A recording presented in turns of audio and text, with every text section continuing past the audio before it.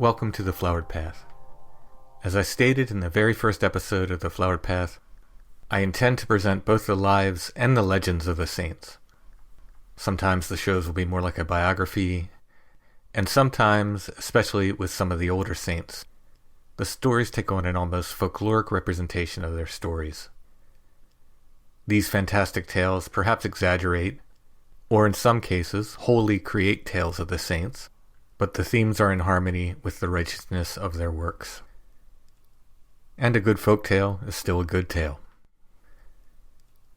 Many of these stories come from a medieval hagiography known as the Golden Legend.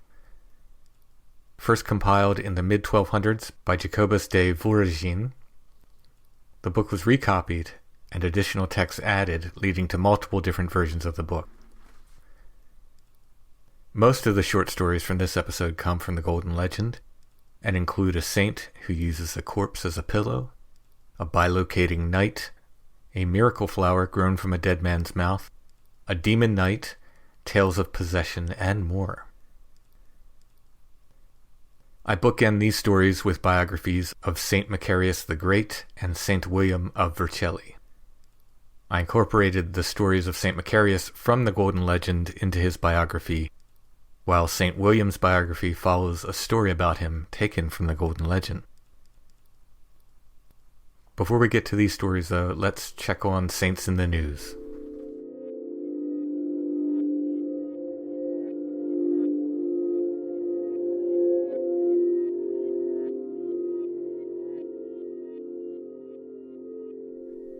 Beginning in 2023, on the first Monday in February, the Republic of Ireland will celebrate a new national holiday in honor of St. Bridget.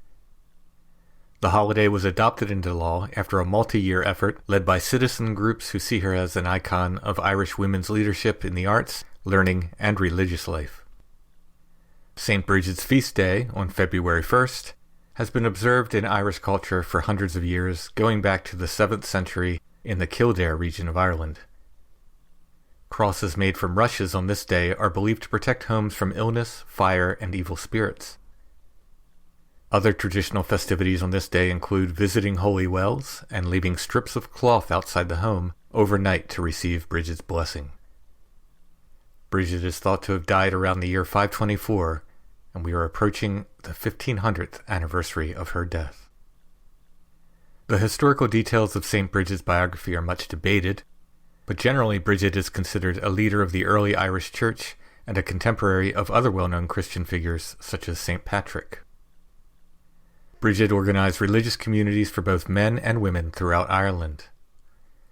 As the first abbess of Kildare, she founded a powerful monastic institution that went on to have great influence for hundreds of years. Bridget may also have founded a trade school where metalworking and manuscript illumination were taught, and renowned works of medieval art such as the Book of Kildare are said to have been created under her leadership. Great miraculous powers have been attributed to Bridget, such as the ability to calm storms with her prayers, and many instances of healing the sick and wounded. Along with Saints Patrick and Columba, she is one of the 3 national saints of Ireland. She is considered the patron saint of healers, poets, blacksmiths, dairy farming, cattle, midwives, Irish nuns, and newborns. Live storytelling, musical performances, immersive art installations, and the screening of a new documentary called Finding Bridget are among the festivities planned for February 2023 in honor of the new national holiday.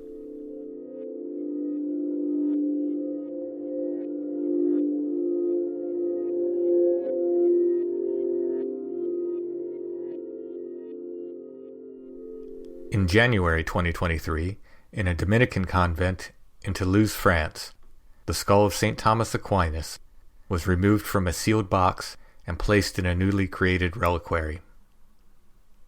On the day of the transfer, a Mass was celebrated at the church of the convent, followed by a blessing and procession of the relics. These proceedings took place on the 700th anniversary of the saint's canonization. Thomas Aquinas was a 13th century Dominican friar and priest who studied and taught throughout Italy and France, His writing and ideas went on to influence both religious and secular thought for hundreds of years, especially in the areas of philosophy, ethics, and theology.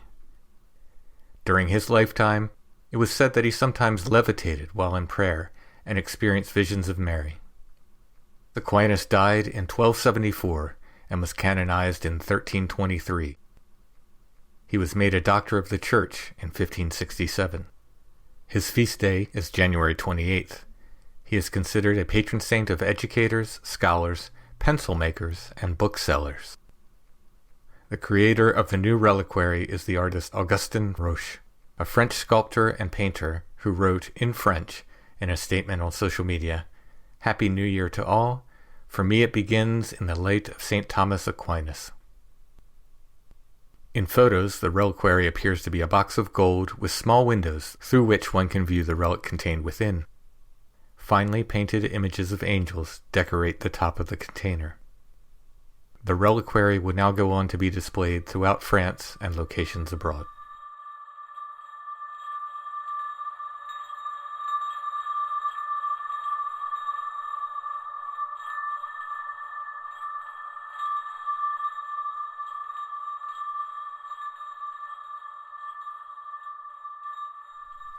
Saint Macarius the Great was born around the year 300. Before he became a monk, Macarius was a smuggler, carrying saltpeter across the desert to earn his living. Through this vocation, Macarius learned to travel and survive in the desert wastelands. Abiding his parents' wishes, Macarius was married at a young age. However, his wife died shortly after their wedding, and his parents passed soon after his wife.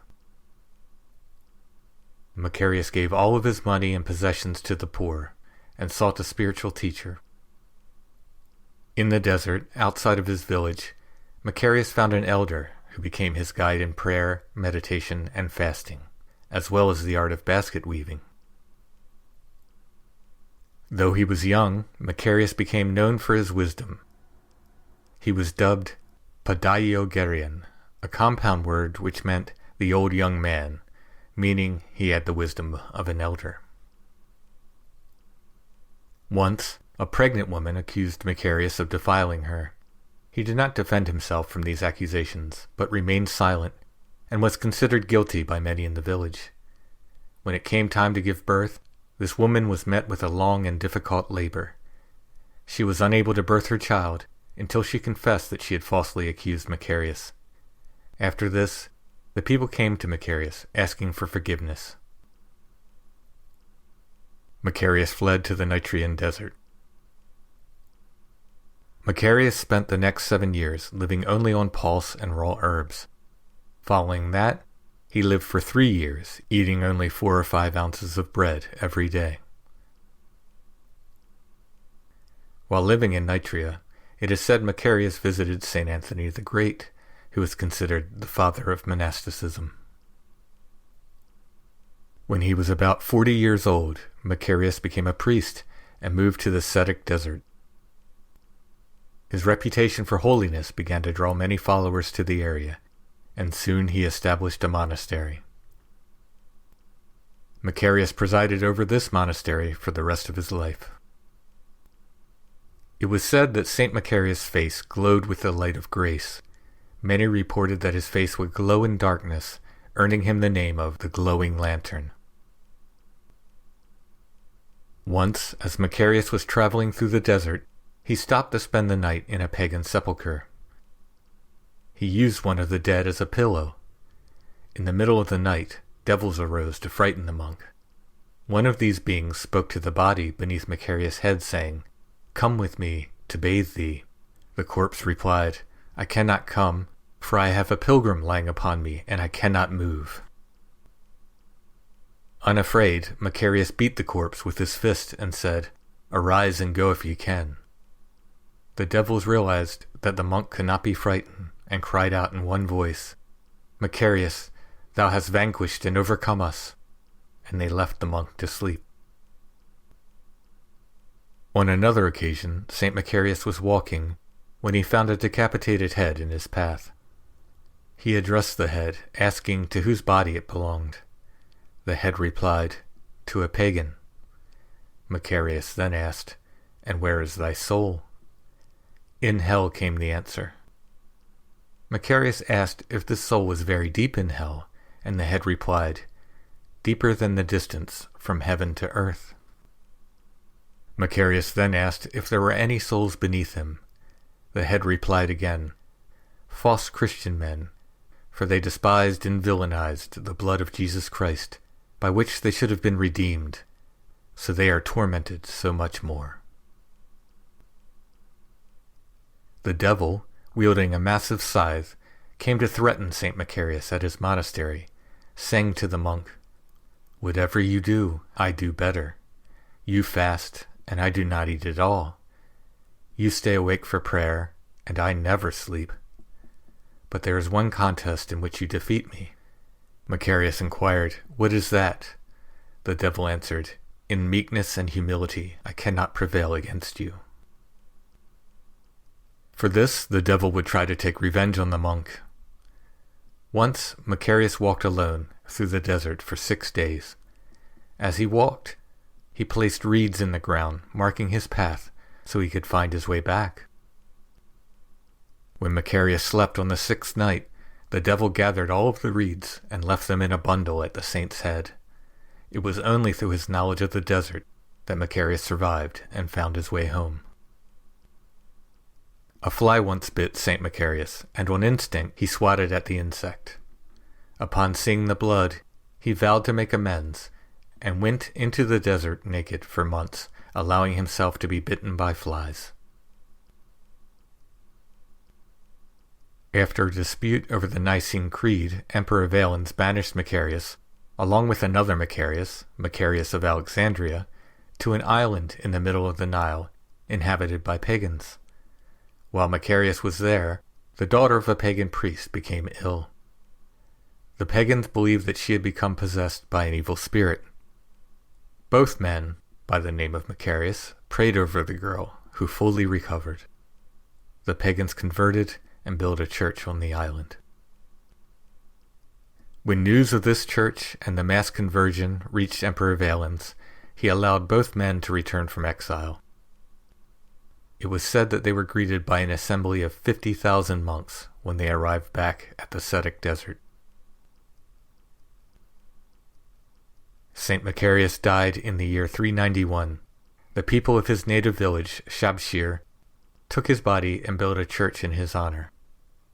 Pope Michael V of Alexandria returned his relics to the Nitrian desert, and today his body is found in the monastery of Saint Macarius the Great in Egypt. Saint Macarius' feast day is January 15th.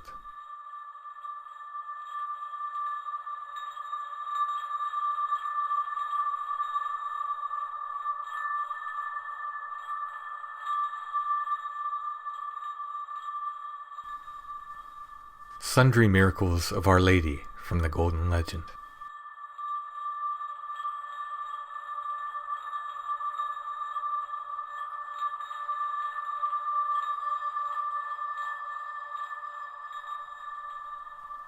A knight, wishing to make amends for his life, went to a Cistercian abbey to dedicate his life to God. This knight was not well educated and did not know how to write or speak Latin, which was the language of the church at the time. It seemed he could only learn 2 words, Ave Maria. But these words were imprinted on his heart, and he spoke them wherever he went. When he died, he was buried in the churchyard. Some time later, a white lily grew upon his grave. On every petal the words Ave Maria appeared, written in gold. All of the monks marveled and wondered at the miracle, and so they opened the tomb.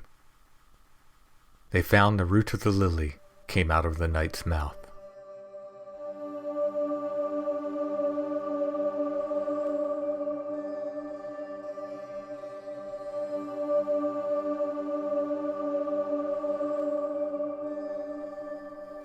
A lord once dwelt near a highway where many people passed. This lord sent his men to rob any who passed by. However, the same lord said the Hail Mary every day. One day, a holy man, passed his house, and this lord's men robbed him and treated him unkindly. The holy man said that he wished to speak to the Lord, for he had a secret that would bring him great profit.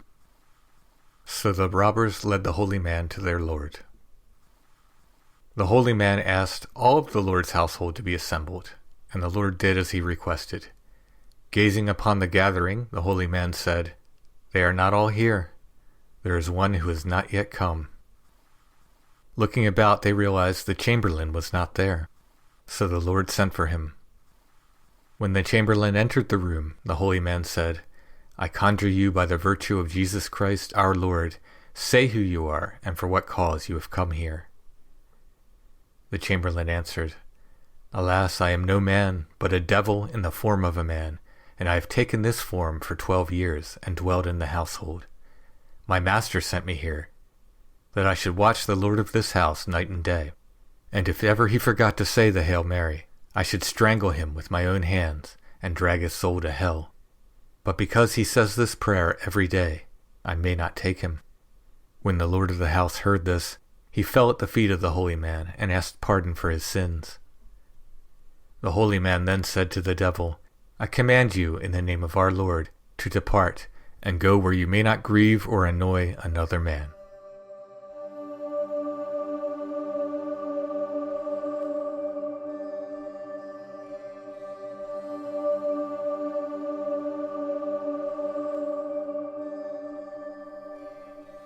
A noble knight dedicated to the Virgin Mary was on a journey to a tournament. Along the way he passed a monastery and entered to attend Mass. One Mass after another was said, each in honor of Our Lady, and the knight vowed that he would not leave until he had heard all of the services. After the Masses were finished, the knight, much delayed, hurried to the tournament. However, it was too late. He began to meet people returning from the tournament, but all of them praised his riding and his great performance at the event. His friends applauded his skills. Even those who disliked him asserted that he had put on a noble display. Some knights went to him and said that he had defeated them at the tournament. Realizing that Mary had honored him, the knight returned to the monastery and lived the rest of his life in service to our Lord, the Son of the Blessed Virgin.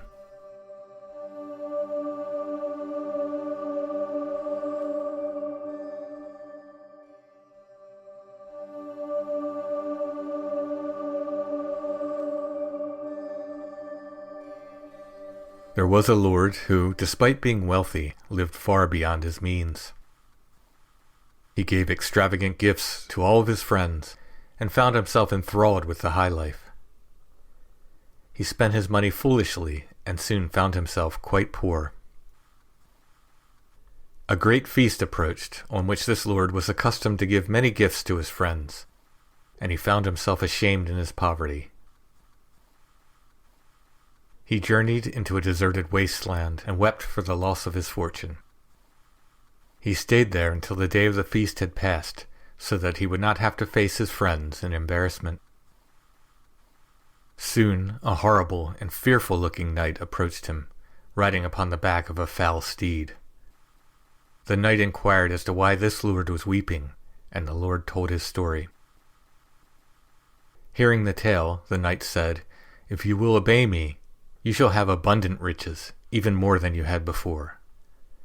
The Lord dried his eyes and promised to do what the false knight asked him.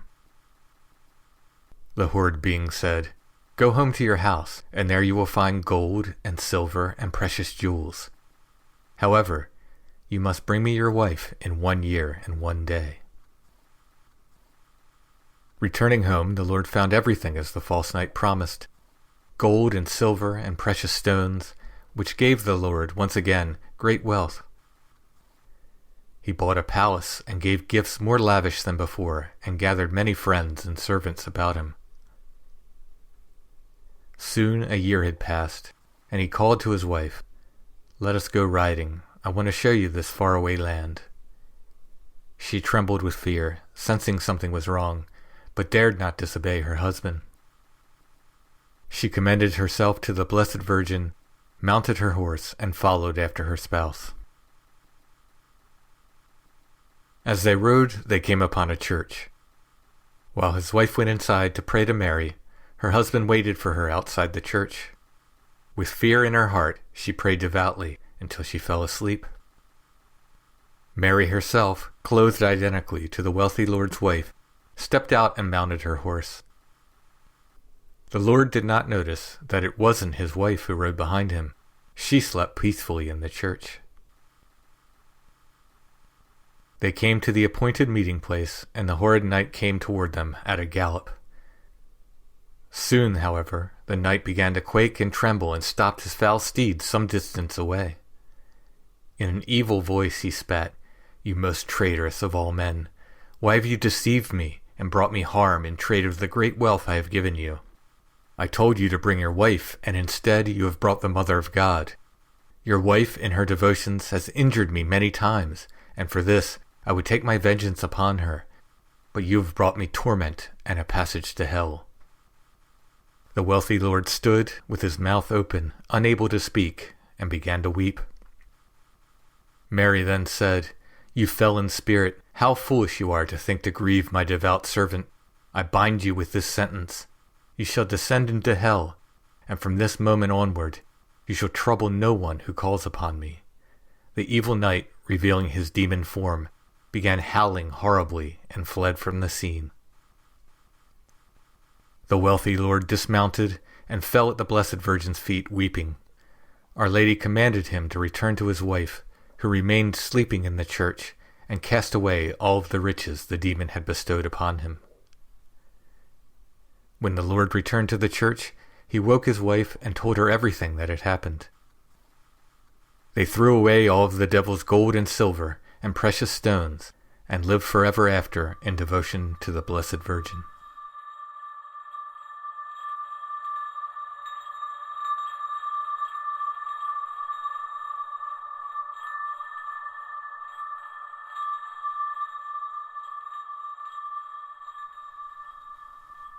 There was a bishop who led a holy and religious life, and showed great devotion to St. Andrew, above all other saints. Every day the bishop remembered St. Andrew in his prayers. The devil, envious of the bishop's holiness, took the form of a beautiful young woman, and came to the bishop's palace. She asked to give confession, and the bishop told her to see a priest. However, the woman sent word that she could not speak her secrets to any man but the bishop. The bishop relented, and she came to him, saying, "Have mercy on me.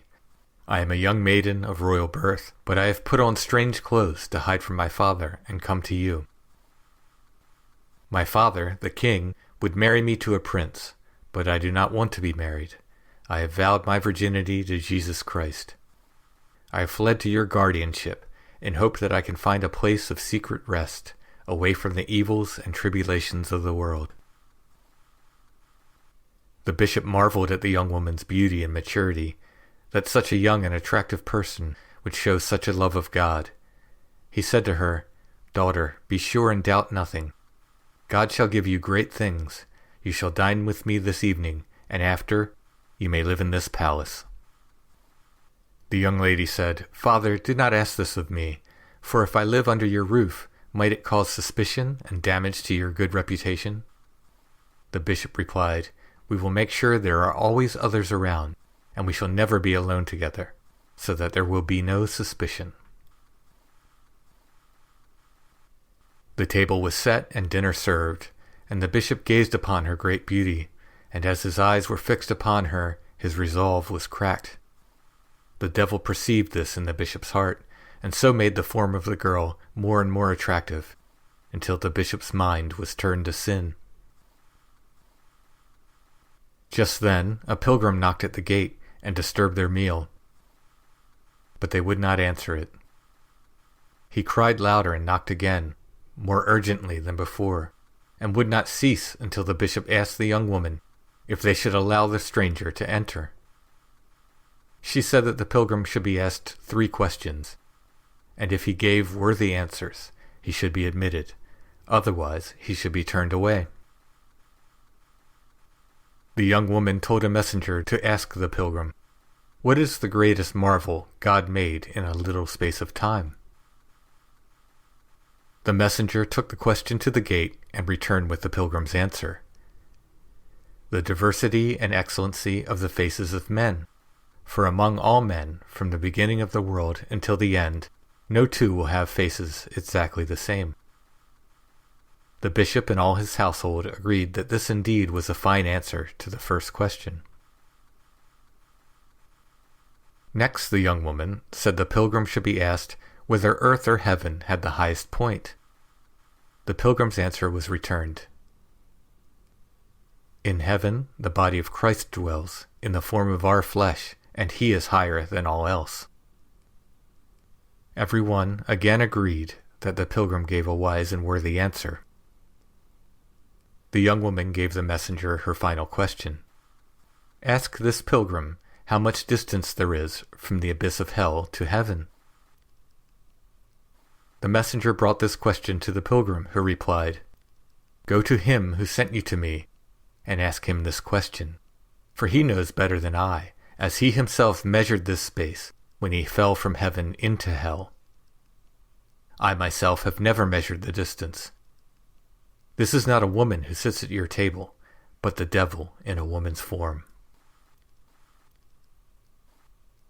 The messenger returned with the pilgrim's response. As he spoke those words, everyone was filled with fear, and the devil vanished before their eyes. The bishop came to his senses and repented, weeping bitterly, and asked pardon for his sins. He sent the messenger to bring the pilgrim into the palace, but he too had vanished from the gate. The bishop asked his entire household to pray in hopes that God would show the identity of this pilgrim, who had delivered him from great peril. That night, the bishop was shown in a dream that the pilgrim was St. Andrew in disguise. From that time forward, the bishop venerated St. Andrew even more than he had before.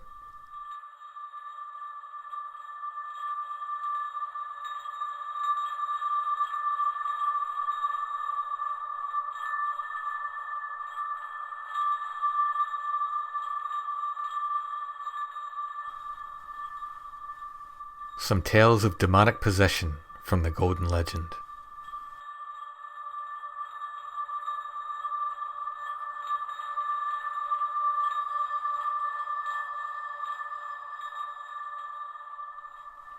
There was once upon a time a man possessed with a demon. He traveled to the city of Milan, and as he entered the town, the demon left his body. He attended his business in the city, and as he left, the demon again entered into him. Asked why he had done this, the demon answered that he was afraid of St. Ambrose. St. Ambrose was the bishop of Milan from the year 374 to 397.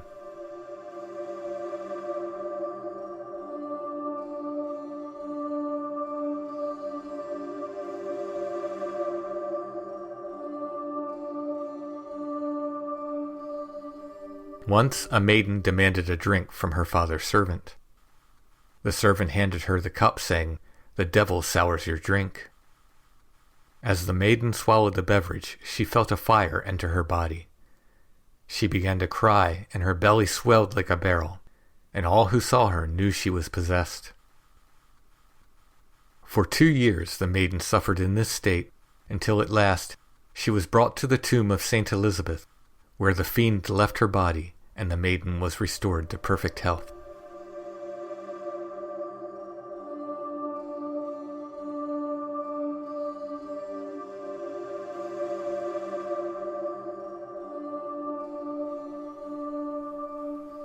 Saint Dominic was preaching to a group of women who had been convinced of various heresies. The ladies said to the saint, "Help us see if it is true that we have been deceived." Saint Dominic said, "Wait here a few moments and be brave, and you shall see." After a short time, a horrible cat sprung into their midst. It was bigger than a large dog, with flaming eyes and a long, blood-soaked tail. Raising its tail high, the foul entity issued a terrible stench and turned to and fro about the women. The demon cat then dashed to the steeple, climbed the bell rope, and vanished, leaving a cloud of sickening stench in its wake. The ladies thanked God and thereafter converted to the Catholic faith.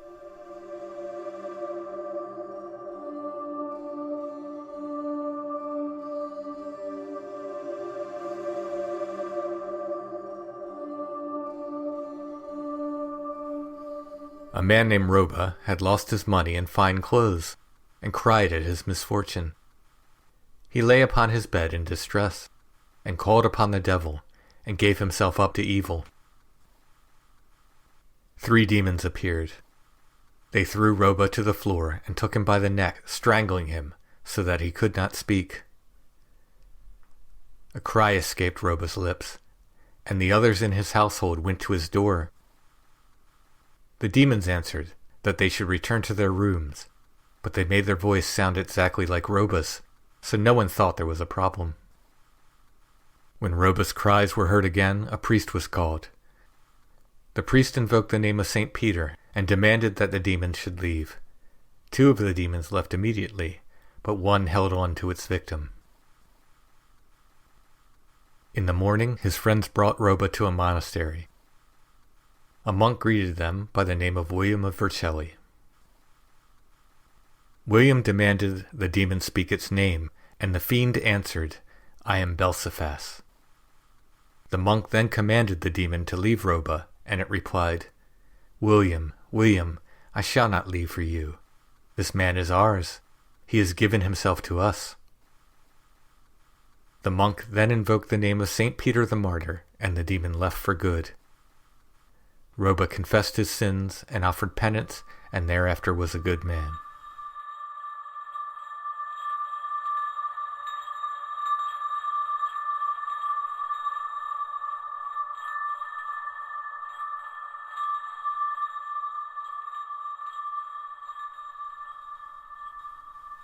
William of Vercelli, or William of Monte Vergine, was born in the year 1085.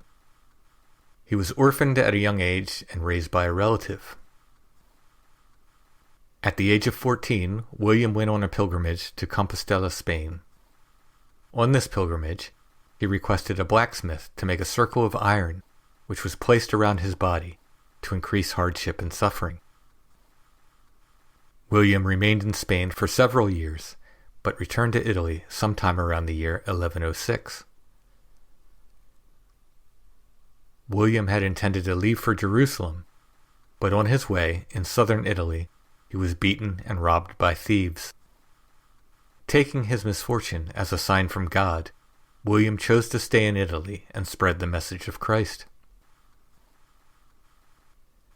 William lived as a hermit at different locations until, eventually, he established a hermitage at Monte Vergine. He began to attract followers, and by 1119 had united all of his disciples under the Benedictine rule as the Hermits of Monte Vergine. He also built a church, which he dedicated to Our Lady. William was said to have performed several miracles at Monte Vergine. The most famous was during the construction of the church. William was mining the stones and digging the foundation of the church by himself, aided only by a single donkey. One evening, a large wolf came out of the forest, killed and devoured the donkey. When William witnessed the wolf eating his only helper, he ordered it to assume the donkey's work. The wolf, now understanding that he had interfered with God's work, bowed his head and began hauling stone at William's direction. Some say that the spirit of this wolf still prowls around Monte Vergine and will come to the aid of anyone thereabout who, when in danger, calls upon the Virgin Mary. William left the monastery at Monte Vergine and established several other monasteries throughout Naples. However, the only one that remains today is the original. King Roger II of Sicily heard about William and desired to meet the monk. When William visited the court, however, he was mocked for his chastity and asceticism. A beautiful and wealthy woman named Agnes decided that she would test William's morals and decided to seduce the monk. Agnes came to William's chamber and asked to share his bed, but William spread red-hot coals across the bed and lay down on it. Then he invited Agnes to do the same. Agnes shuddered, turned away, and immediately repented and converted. With William's help, Agnes founded the monastery of Santa Maria della Scala in Venosa. She became the abbess of the monastery and is known today as Blessed Agnes of Venosa. Saint William of Vercelli foresaw his own death by special revelation. He died at the monastery in Galetto on June 25, 1142. His remains were moved to Monte Vergine on September 2, 1807. His feast day is June 25th. He is the patron saint of Irpinia.